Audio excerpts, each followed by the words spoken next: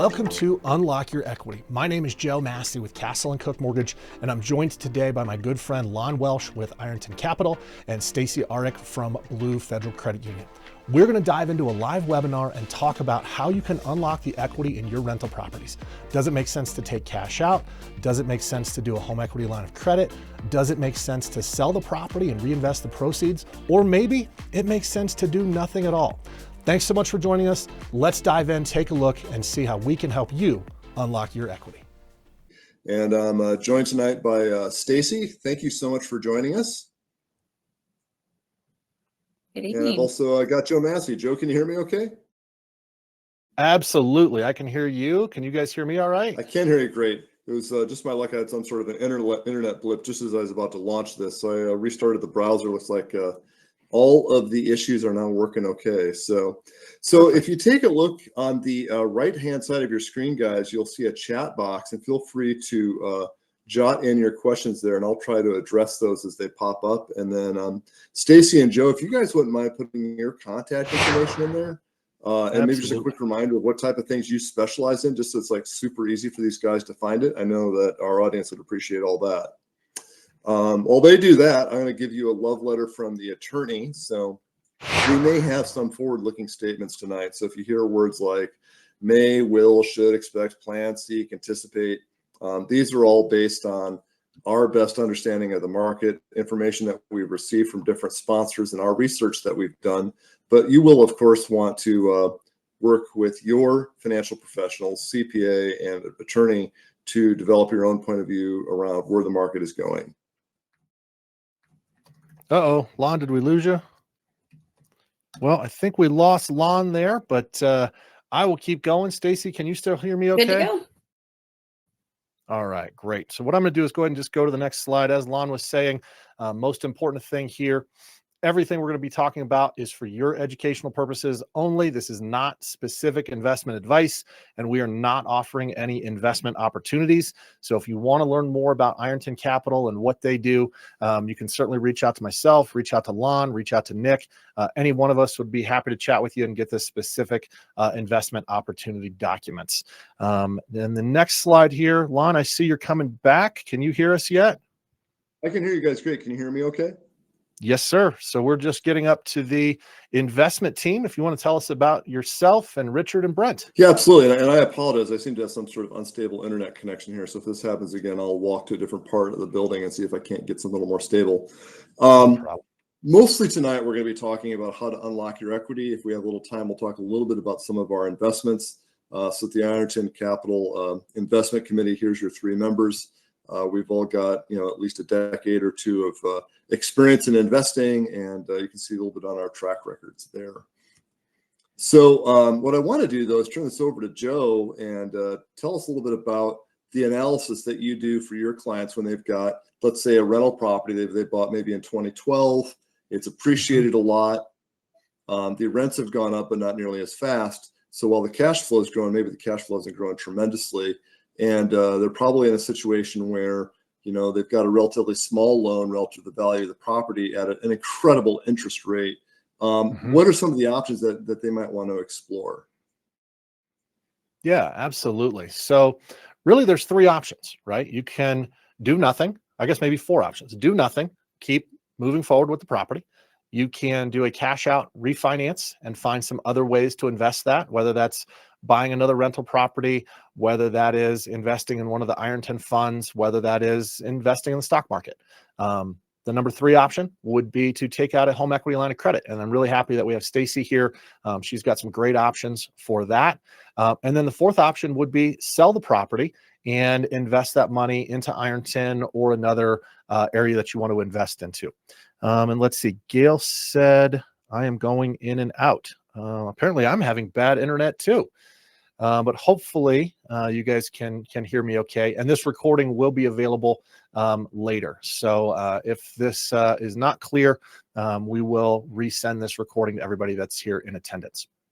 So those are the four options that you have. Do nothing, which is often a good option. Take cash out and reinvest that cash somewhere else. Take out a home equity line of credit and reinvest that cash, or sell the property and reinvest that cash. So what we've put together here is an analysis, and we're going to start on the left-hand side.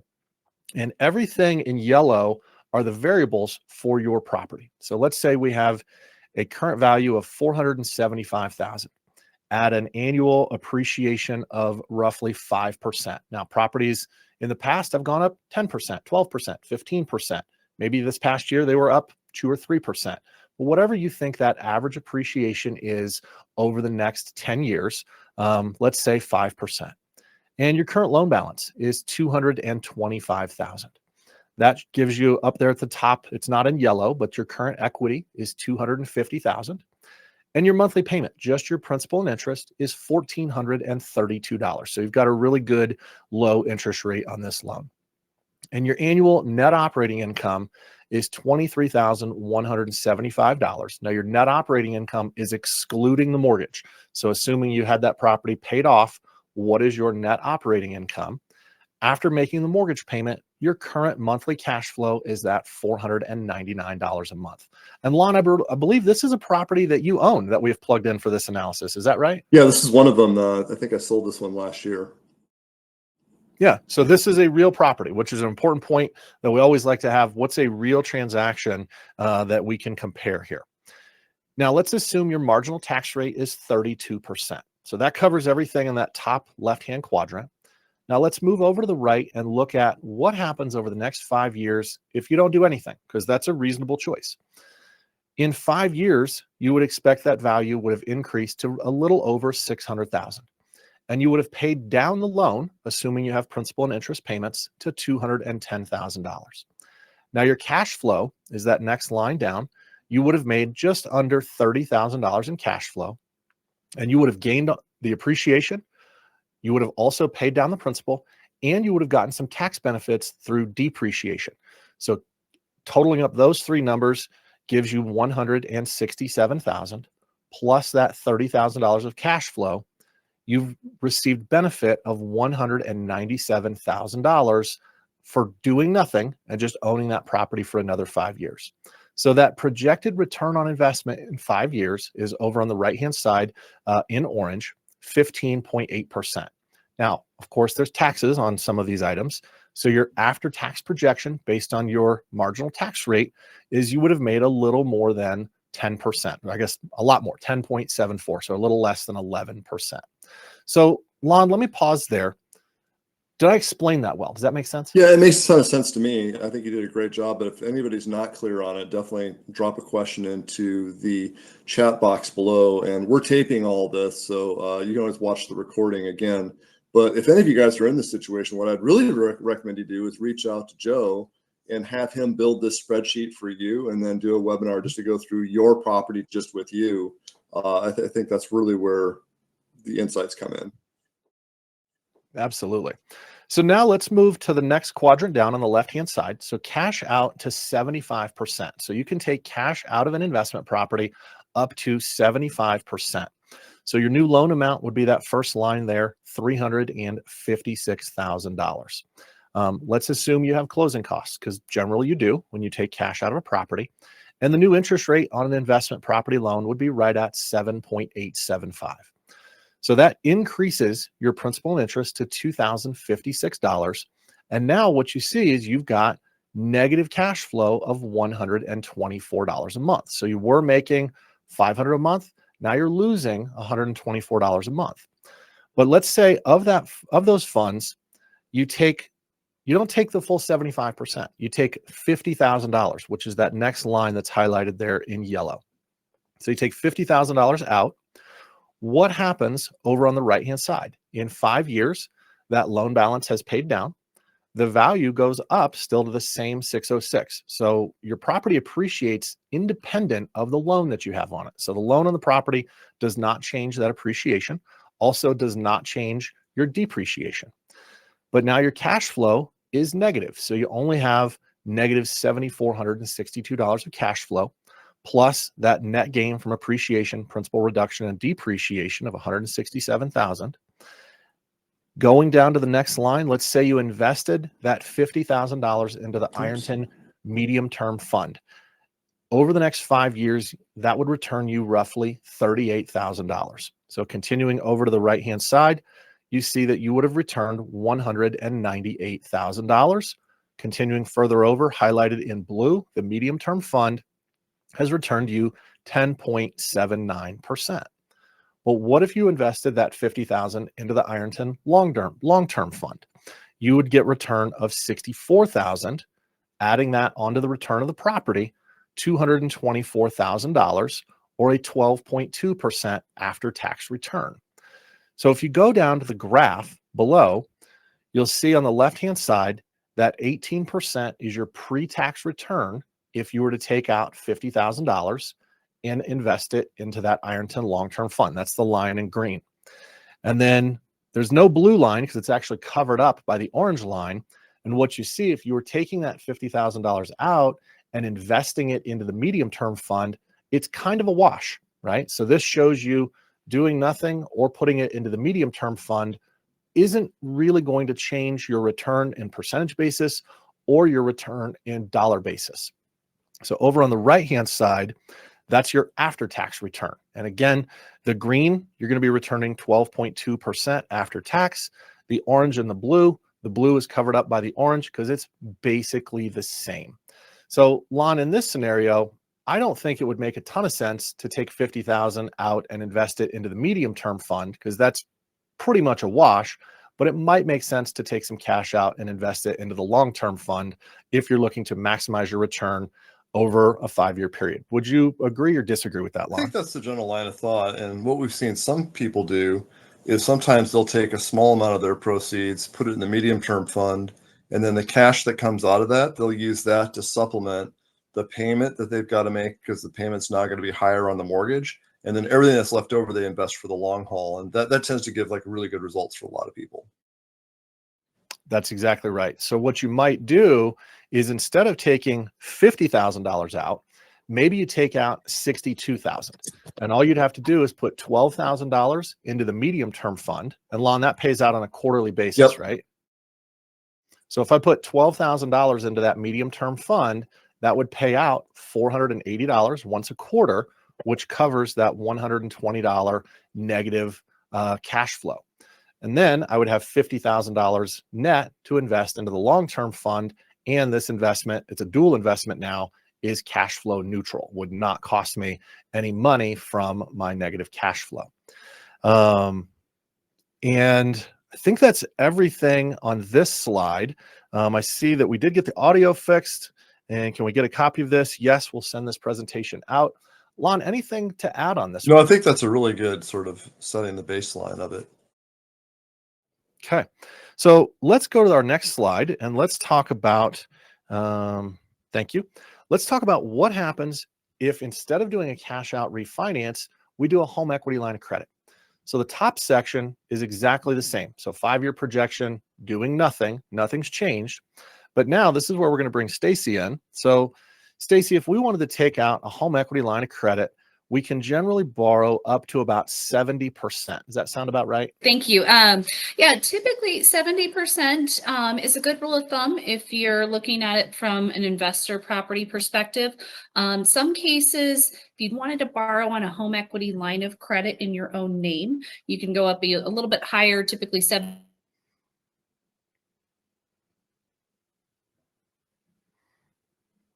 Go a bit higher, but I would say that's really case by case. But 70 to 75% is typically your guideline for cash out. Do you want me to jump a little bit more into that as far as structure, Joe, or hold Please. off? Okay. Yes. Two ways you can look at it. One, if you're willing to borrow in your own name and take out a home equity property by property, a home equity line of credit is going to be your most streamlined option. Lowest cost and fees. Typically, you will also get away with no prepays if you go with a credit union. Banks will traditionally have about a 3-year prepayment or early cancellation fee if you actually close out that line of credit before then. But your barrier to entry is going to be fairly low for cost. Typically, it's the cost of an appraisal if need be, potentially title, and that's about it. For those who have a few more properties in their portfolio and want to look at maximizing their cash out, or maybe borrowing potentially in your business name, you have the option of doing a business home equity line of credit where you can consolidate a few properties into one line or one cash out term loan, and have one deed or one lien across multiple properties. So still that 70-75% cash out does apply. The difference though, you will pay maybe just a little bit more in an origination fee. You're not going to pay annual fees, which is a nice benefit. You can do a line of credit to allow some flexibility with interest only payments, or you can have a fixed rate amortizing term loan to help amortize and pay down some of that debt. In the business home equity structure, you can borrow in your business name. What that will do for you is it will pull the loans off of your personal credit bureau. So typically when Joe is originating loans, they're looking for a certain number of mortgages or a maximum number of mortgages an individual can have on their bureau. This will help keep those number of mortgages lower and not reflect personally and report only to the business side as well. Still similar tax deductions, add it to your Schedule E if you like, taxable interest or deducting the interest on your taxes in that space as well. I would say just on the business side of it though, you have more flexibility with modifications. So as your property structure may change, you may need to drop a property, replace it with another. You have more flexibility to modify instead of having to do a full refi if you do go the business route from a HELOC perspective. Another great thing that I want to add, Stacy, is if I do a HELOC with you, I maintain that preferred financing that I got maybe 5 years ago that's at a 3% or 4% on my first. I'm only paying that higher interest rate on the HELOC. Is that correct? That's correct. So your blended rate could essentially be much lower or closer to what you would pay in an even lower rate environment right now. So even if you're taking out a HELOC right now and you're at 7.5% or so, you're still in a much better position with that blended rate because your cost of funds could potentially be in that high 4s to low 5 range when you take into account the rate on your first mortgage. That's exactly right. I see a question in the chat that covers 1 to 4 unit properties. There is an option for multifamily. So if you happen to own something that's 5 units or more, business lines of credit are an option. No HELOCs when you get to those 5 units or more, but you can use as many 1 to 4 family residences in one portfolio as you like. So if you happen to have 7 or 8 condos, townhomes, single families, you can pool that into one collateral pool secured by one line of credit. And then I notice a couple of questions popping up here. Do you have to personally guarantee the business loan? Traditionally, yes. Most non-recourse loans are done in a first lien position and typically at about 60% or less in exposure or LTV. And I noticed one on short-term rentals.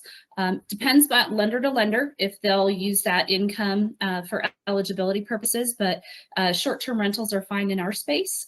We take a look at that and we just consider what do vacancies look like, cost of property management overhead. There's usually a little bit more maintenance in that space, but both stabilized short-term rentals and then more newly acquired properties are considered as well. Excellent. So on our slide here, if we were to take out that new home equity line of credit with Stacy, there are some costs. I just estimated 2%, which I think is about right. It's a smaller amount for title, smaller amount for appraisal. And so what you would see on the left-hand side, your monthly cash flow goes down from $500 a month to, in this example, $223 a month, taking that same $50,000 out. Now, with that $50,000, you could invest that into the medium-term fund, gaining $38,000 over the next 5 years, or into the long-term fund, gaining $64,000 a year, $64,000 total over the next 5 years. Thus, over on the far right, giving you an after-tax return for the medium-term fund at 11.9, or an after-tax return with that $50,000 into the long-term fund of 13.3. Now, you might be wondering, hey, but I thought the long-term fund pays 12%, the medium-term fund pays 12% and the long-term fund pays 18%.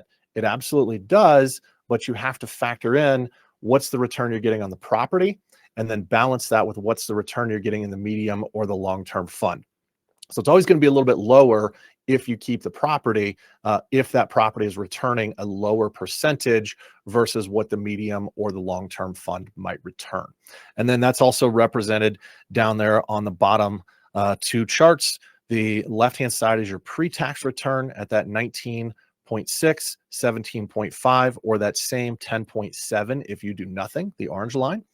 And then after tax on the right-hand side, 13.3, just under 12 at 11.92, or 10.7 if you were to do nothing and just maintain the property. So let's pause for a minute here.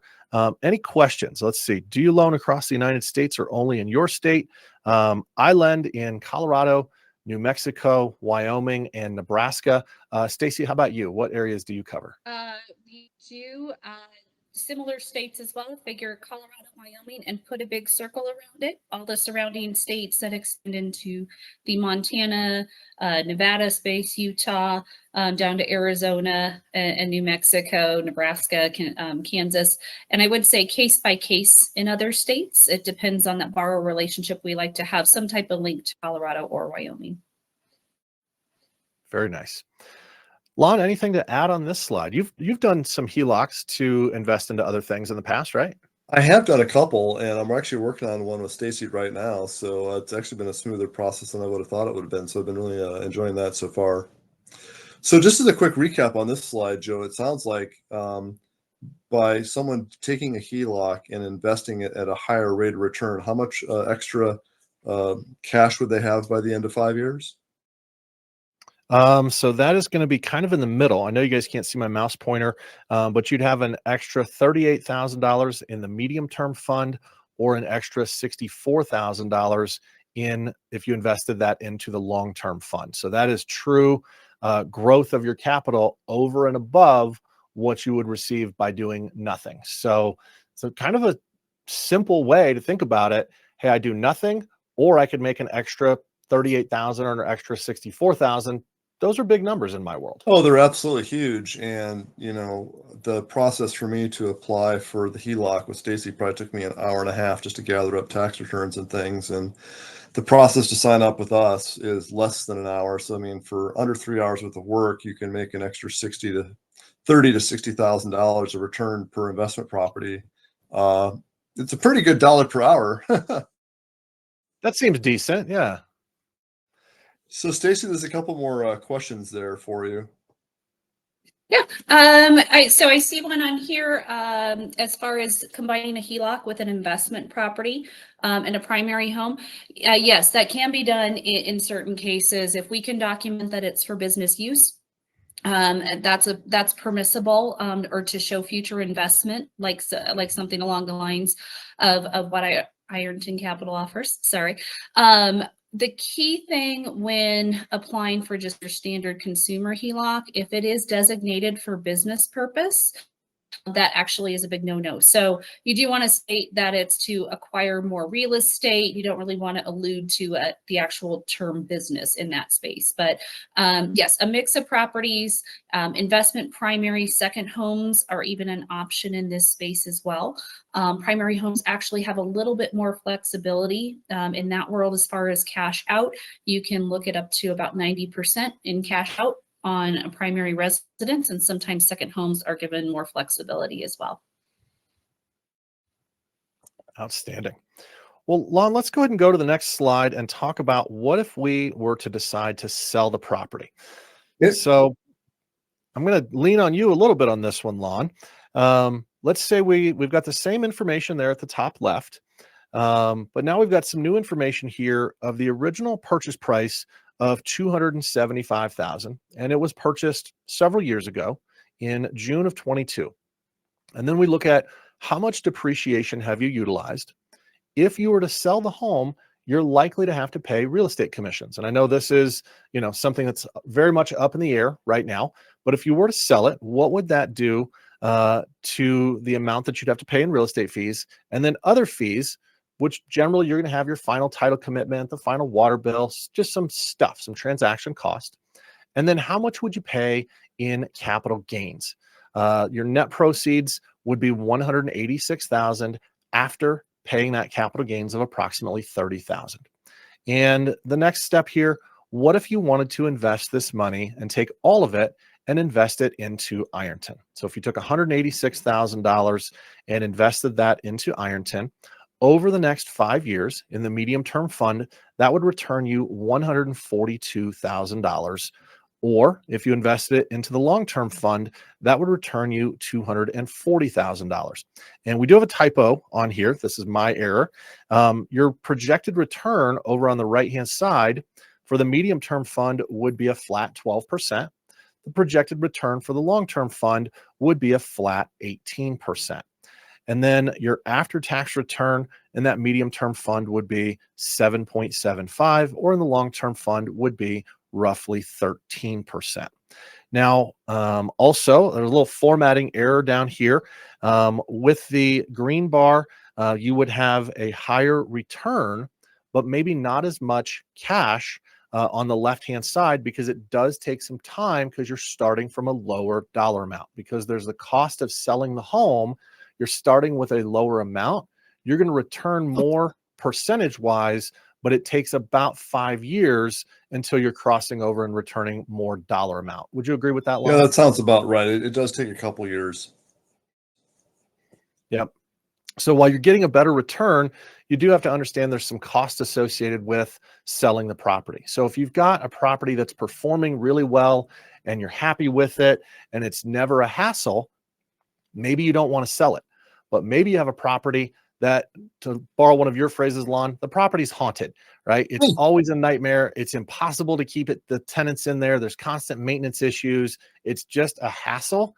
This is where, with that particular property in your portfolio, you might think about selling it, because while I'm going to start over after some cat taxes and selling costs, it might be good to just get rid of that headache. Would you agree with that, Lon? Well, the majority of investors I talk to, if they've got 5 or more properties, they've all got one like that, sometimes 2 or 3.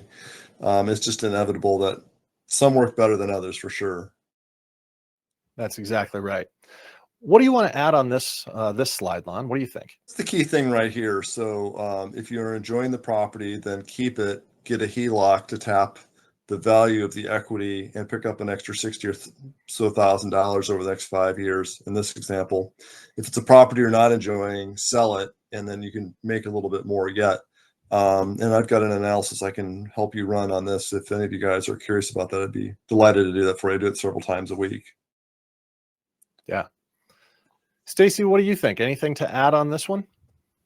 I would say no. I think the slide is pretty extensive as far as the potential return in that space. I would say, though, I do see a comment in there about needing tax returns to apply for a HELOC. Traditionally, yes, 2 to 3 years, depending on the type of product that you are applying for. And then also we like to see at least a rent roll if you own multiple properties. We want to see a schedule of the real estate that you own.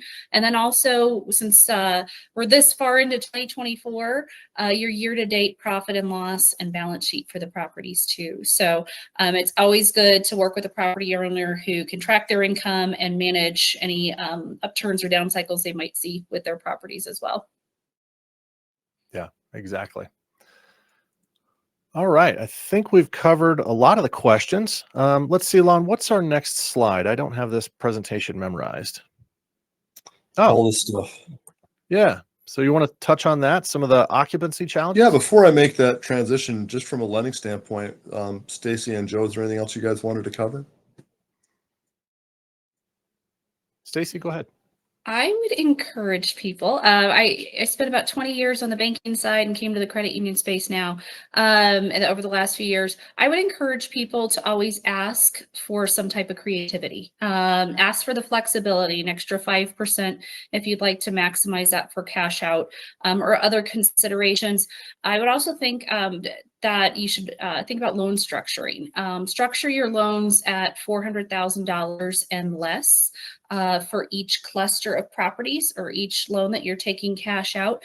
Reason behind that is you can use automated or desktop type of values instead of full appraisals. That'll keep your costs lower if you don't need to actually go to that extent for it.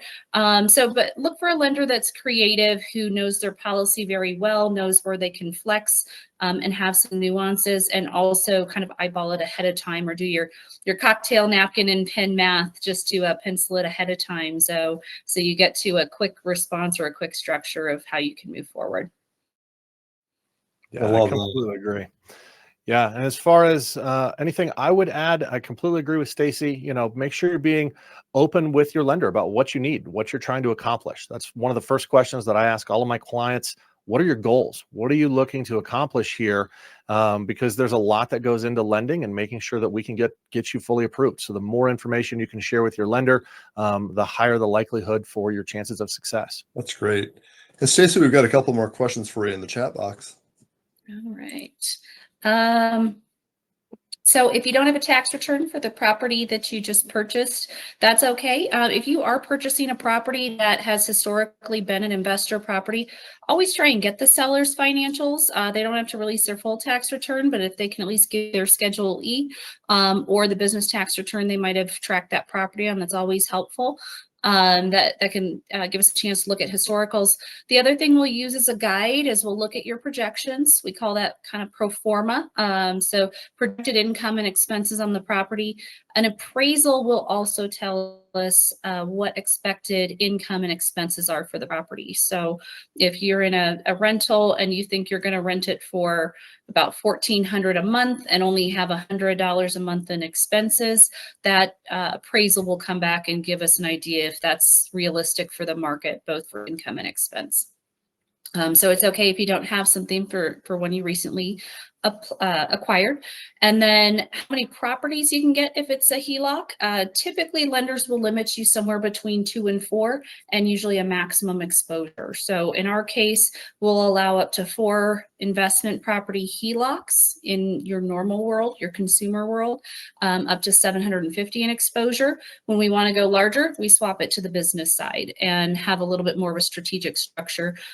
Less of a draw period, so you're not going to see your 15, 20-year draw period like your standard home equity, but also really customize loan structures that will help support what the portfolio needs. I see a question here, does it apply for also outside of Colorado properties? Typically a blanket approach across the board. Sometimes lenders, if they're making an exception or going into a state they're not as familiar with, they will limit loan to value just a little bit. But typically we approve in the markets we know and have lent in before. So did I miss any in that, Joe or Lon? No, you got them all. Okay. Perfect. Great questions. Love the engagement. So thank you guys.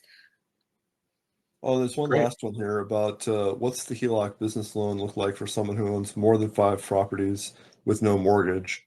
You probably wouldn't need to get a HELOC if there's no mortgage. They could probably just take out a primary, and then that might be even easier yet. It could be. I would actually really partner closely with Joe in this case. At that point, we really want to combine our forces together and analyze what that best rate picture is for you. With mortgage rates coming down a bit, it's looking like maybe an additional rate cut or 2 next year. We want to make sure we maximize that long-term rate exposure for your investment. But yes, a HELOC is still a solution on properties, people with more than 5 properties, but I'd want to check with Joe first to make sure we optimize that potential lowest rate possible. I agree. Fabulous. Wow, what a great discussion here. This is great. Yeah. All right. So if you guys think of other lending questions, definitely jot them into the chat box. Otherwise, I'm going to shift gears on our topic of unlocking equity. So I've talked on a couple of prior webinars, and a lot of you guys have been on many of these, where I talk about long-term rentals and how, the value of the property has gone up, the rents have gone up slower, and a lot of times it makes sense to sell them. So what I want to talk about really on this is something different on short-term rentals. I've got a number of those. So if you guys aren't aware, the number of short-term rentals on the supply side has skyrocketed in the last couple of years. And the reason for that is there's a lot of people with very low mortgage rates. They may live in Denver. They get transferred to Austin. They're financially strong. They can afford to buy another house in Texas and not have to sell the place in Colorado. And since it's got a cheap mortgage, they're saying, I'm going to keep this place in Colorado. So some percentage of those guys will put into the long-term rental pool, and some people will put in the short-term rental pool. And as a result, the number of short-term rentals has skyrocketed. So demand has continued on a small healthy increase of more demand for short-term rentals, but the supply has gone up a lot. So as a result, occupancy is down, rates per night are down, and revenue is down a lot. So I'll give you an example here. If you take a look on the left-hand side, I'll show you the Bijou property. That's on Bijou Street in Colorado Springs. This is a duplex. We're going to talk about that in detail. My occupancy has gone from 93% to 55%. So that's my worst example, but you can imagine that has made a pretty big change in my economics. So that's the worst. The middle example is on Dayton Street, kind of halfway between Denver and Aurora. We've gone from 87% to 62%. And I've had a couple that have only gone down by, a couple percentage points, but everybody's down, nobody's up. So if you take a look at some of these other ones here, you can see that, just in the space of a year, there's been double-digit declines. So let's just take a look at a specific. My other challenge is I've got 5-year loan from a commercial bank with 5-year arms that are all expiring on the rate locks in 25 or 26. So, some of these guys I'm at 3.75% now, but I won't be for very much longer. So if you look at Bijou, this is extremely close to downtown Colorado Springs. This is a gingerbread Victorian that's been fully remodeled. It's a gorgeous place. It's an easy walk to downtown. I bought it for $300,000. It's probably worth $500,000 now. And it's grandfathered in for a short-term rental license. So I'm at 3.5% roughly on this. So lifetime to date, if I sold it at the end of this year, I'd probably be at about a 27% internal rate of return, which is really fantastic. But if I hold this for another 5 years, my next 5 years, my rate of return is going to be more like 9% per year. So that's partially because the rate of appreciation is going to slow down. My revenue growth is a lot smaller than it used to be. And my mortgage will probably reset to at least 6, if not 6.5. So looking at this, if you take a look at the upper left, this is what's happened to me from revenue. I've gone from almost 100 grand to under 60. So I'm assuming that the declines aren't going to get any worse, but it's just going to very slowly dig out. My expenses, and everybody on this call who has a rental property, I'm sure your insurance has doubled. I'm sure your taxes are up, and you probably aren't getting any breaks on anything else either.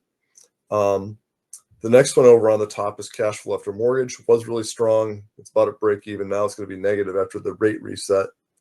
So if you look at the lower right, my return on equity, instead of being 100% a year, is going to be more like 3 or 4% a year. So if you've got short-term rentals, you're going to want to try to do an analysis and a projection, sort of like what I've done here. And the inevitable conclusion with me with Bijou is that I have to sell this next year. My only question now is, do I sell it in the spring, which is traditionally the best time of the year to sell? Usually the summer is the best time of the year for Airbnb rental. So maybe I take the busy summer season and sell right after that. That's something I've got to decide. But all of you guys should probably be looking at that if you've got a short-term rental. If you've got any questions on that, feel free to jot that on there as we go through. I'll show you just one more here. So this is a single family in Centennial. I think this is a 4-bedroom, 3-bath. It's a fully renovated mid-century modern. Short-term rental licenses, at least at the moment, are easy to get in Centennial. And once again, I've got a great rate on this lock till about 26. So if I sold this next summer, from when I bought it to next summer, my rate of return would be about a 20% per year, which is pretty great. But looking forward after that rate reset, I'm probably going to be more along the lines of about 10% per year for my IRR, for all the same reasons as what we just talked about. So this is another one I'm probably going to have to sell, because it just doesn't make sense for me to keep it and deal with it's some amount of work, even with a property manager, versus I could just invest it passively and just not even have to bother with it anymore. So that was the main thing I wanted to sort of relay to you guys, is that some of your short-term rentals that were really kicking ass 2 or 3 years ago may not still be in it. You really owe it to yourself to do this analysis to see where you're at with your property. So with that, I'll open it up to questions. Jot down questions in the chat box. And meanwhile, Stacy, I think I've got one more form for you. If you've got a commercial property, can you get a HELOC if there's no mortgage in place on the property? Yes, the answer is yes. There are certain lenders that will allow lines of credit on a property, both in first and second lien positions. We happen to be one of those as well. If you wanted to pull funds out, typically you can get away with an evaluation for loan amounts up to $1 million. An evaluation will typically cost you about $1,200 to $1,500 from an appraisal standpoint. If we do need to go higher, or a full appraisal is needed, if it's a more complex property, you're looking at appraisals probably in about the $3,000 to $4,000 range right now. But investment commercial properties are permissible, as well as owner-occupied commercial properties in that space too. Even mixed use. So if you happen to have something that might be retail on the bottom or industrial on the bottom and residential space on top, those are flex spaces that are permissible in some lenders' credit policies, specifically ours. Perfect. This has been awesome having you on this call, just being able to fill in all this color and how the system works. I think these are some fantastic questions, and I'm just excited because I think that this whole concept and model really pushes you to think outside the normal investment property boundaries, and how can you maximize your time not having to manage a property, the tenants, the spaces, and all that. How can you actually invest well and smart while still having that passion for real estate? So kudos to you guys. Right. Thank you. Good team all the way around. Absolutely. Let's see. Does anybody ever lend on out of the country properties like Belize or Guatemala? Boy, that's a tough one, Nick. I'm sorry. No. Some of these countries, they tend to be like all cash or just very high down payments. Yep. Yep. For Sorry. legal No. structures. All right. Well, that's all I had on my side. Do you guys want to talk about anything else from a lending standpoint or any trends that you're seeing? No, I really appreciate all the questions. This has been a great conversation. Lon, as always, appreciate you putting this together for us. Yeah, delighted to be able to do it. Two other questions just came in. So what's the requirement for a commercial property HELOC? I assume, Stacy, like a slightly lower amount of leverage. Yeah, typically 70% on a commercial property HELOC. We will look more closely at how that property can support the debt, and then you as the borrower too. So those of you who are used to a debt to income ratio and how to measure that, right? Your personal household expenses versus your household income. We want you to be at about a 50% or lower personal household debt or personal DTI, about 50% or lower. And then on the property is going to need to generate a little bit more cash flow than than the amount of debt you have on the property. And what I mean by that is for every dollar in debt payment you have on that commercial property, you need to have $1.20 in net income. So if you have $10,000 in outgoing payments annually on that commercial property, we want to make sure when we add a HELOC behind it, you have at least $12,000 in net income to be able to support that debt. So we will look a little bit closer at that debt service coverage ratio. It's similar to DTI in that consumer and residential lending world. And then I know when Will has a question about Texas, referrals for that state, Joe and Lon are so well networked across the U.S. So likely between some team member on here, if it's something in a state we didn't mention, likely there's a contact there or some type of introduction that can be formed in that space. So I have some great folks that I work with that cover Texas for us. So please reach out to me directly. I'll be happy to chat and help you with that. Perfect. And while we're wrapping up, I'm going to go ahead and put in my contact information again. Stacy, if you want to do the same. And let's see, I did see a question here. I have a home that I rent long-term and don't have a loan on it. What are my options for getting a loan against it? Tons, reach out to myself. We'd be happy to help you, with an individual cash out loan. Or if you want to have a line of credit in first position, reach out to Stacy. I think that's something that either one of us would be able to help with and get you probably a very significant amount of cash out in order to invest into buying more properties or invest passively with Ironton. Lots of different choices on that. So we can absolutely help with that. Perfect. I do see a question on there, if you don't mind, Joe and Lon. There is one asking about if you don't have a home or investment property and still want to invest, how can that occur? Which is perfectly fine. I'm sure there are some minimums where it makes sense, but I see that it's just mentioned that potentially they're currently invested in stocks or other types of brokerage products. Use an advisor, chat with your advisor. We have a team that works for us at Blue. I'm sure Lon and Joe have trusted advisors in their space too, but you definitely want to work with an advisor and a CPA to look at the tax strategy of extracting some of those investment funds out and how you would redirect them while minimizing that tax implication to you. So I would just make sure you have your team ready to support you in that space, but it can easily be done in the right world. Good answer to all that. Yeah, our target with the short-term income is around, actually I've got a slide for this, might make it a little bit easier. Let's just go ahead and do that. The short-term target is between 8 and 9% per year, so it's about 2% per quarter. The medium-term income is 11 to 13%, so about 3% per quarter. And then our long-term growth fund, our target's in the 17 to 20% annual return range. So nothing like the 6,000% return that you got in the stock market. So congratulations, whatever stock you picked, you won the jackpot. But if you get a 17% return and you just let it keep compounding for 5 years, you'll essentially double your money, and you can do really well just doing that. Yep. Oh, thanks for all the nice comments in there. So if you guys don't have any further thoughts, feel free to reach out to us. If you think of anything else, I'll just jot my cell phone in here so you guys text me too.